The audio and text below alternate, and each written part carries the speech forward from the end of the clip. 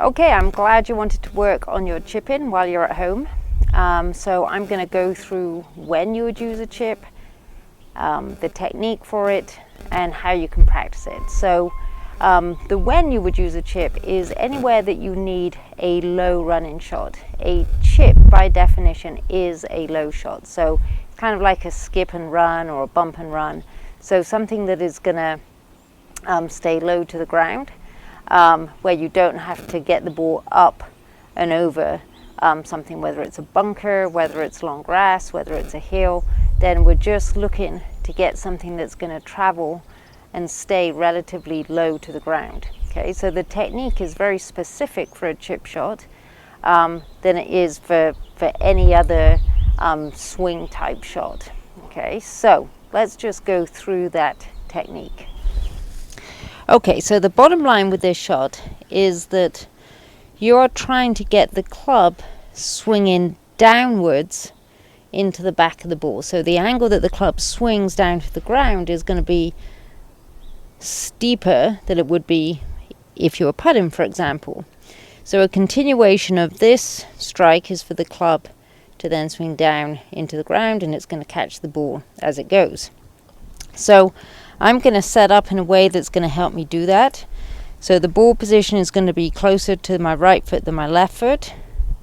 I'm going to lean to the left. I'm going to push my hands to the left.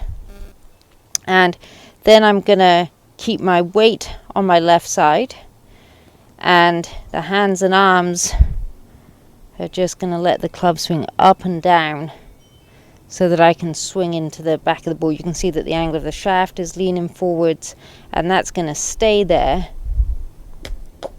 as I play the shot. Okay, so what does a chipping technique look like from this position? The ball is closer to my right foot than my left foot. My weight is on my left side. I'm leaning the club to the left, and I'm going to keep my weight there. And then my hands and arms are just going to swing in a straight line backwards and forwards. And because I've got a downward strike on the ball, the club is going to swing down into the ground, so the follow through is probably going to be shorter than the backswing. A couple of key things that I want you to look out for. One is that the weight needs to stay on the left foot. If it falls back, you can chunk the ground. The other thing is that the hands need to stay in front of the club head.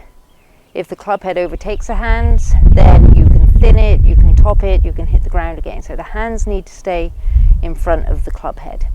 And keep reminding yourself that you're trying to swing the club head so it hits the ball on a descending strike. So you're trying to squash the ball.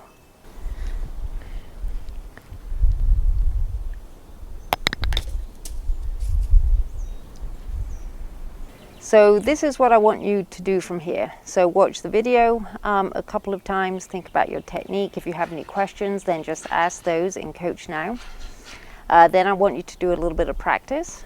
And then I want you to video yourself chipping and upload that video into your CoachNow space.